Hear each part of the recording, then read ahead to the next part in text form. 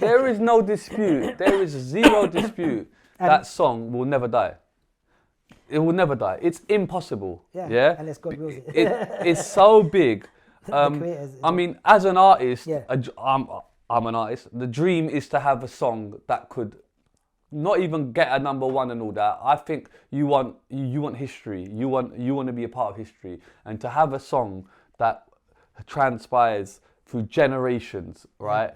30 years. You can even now walk into, I would say, 95%, 99% of a rave anywhere. Don't matter what genre they're playing, and if you PA'd that tune, it will go absolutely nuts. Yeah. I mean, there's so much remixes, so people play in their own style. I mean, you've got different remixes.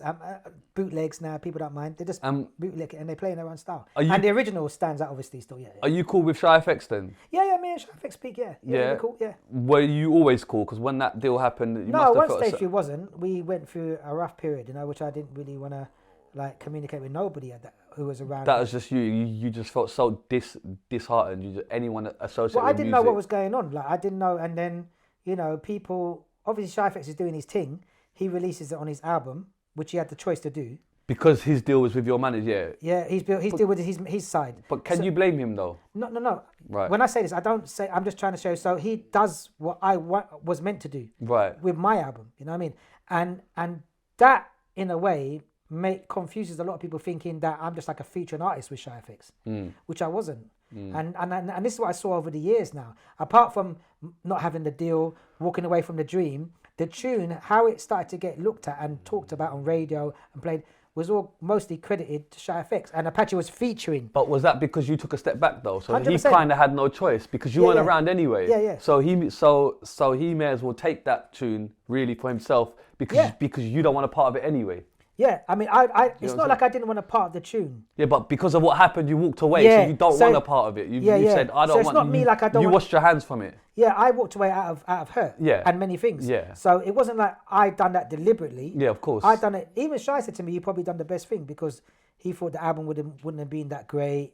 Whatever. Shoulda, woulda, coulda. Do you know what I mean? Yeah. I mean, maybe because he only had a few tracks on it, but saying that. But could you have not taken the album deal and then just washed away and then made tunes that are, or tried to make tunes that are bigger and better? If I was in that, if I would have carried on, I don't want to say if, because whatever God decides is the best decision. Yeah. Right. So no matter what could have, that doesn't matter.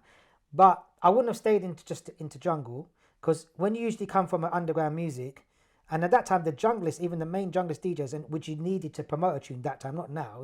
They still have now, but generally you can use TikTok and they were already making decisions to take out Ragga out of jungle, because a lot of bad things were happening in the jungle rave. What in rave? Like what? Just like violence? How you see with the violence. Like you see what happens with drill and grime.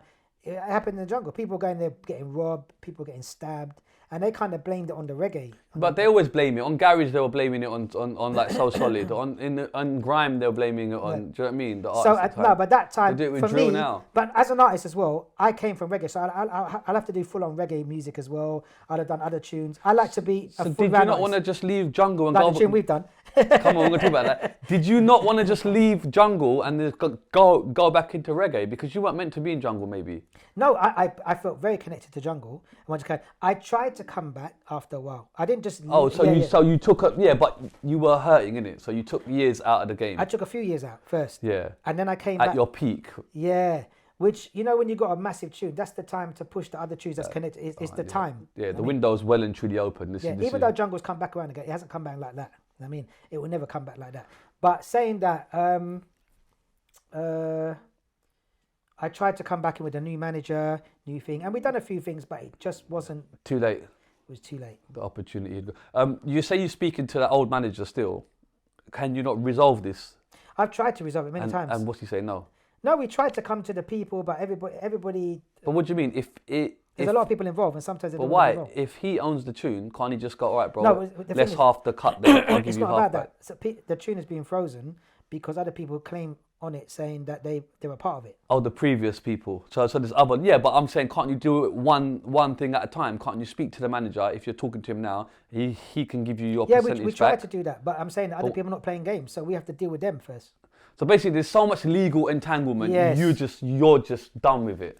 Every time I 'Cause it's try to been come to the 30 fence, years. and just recently I've come so close, and now everybody just ghosts. Everybody ghosts.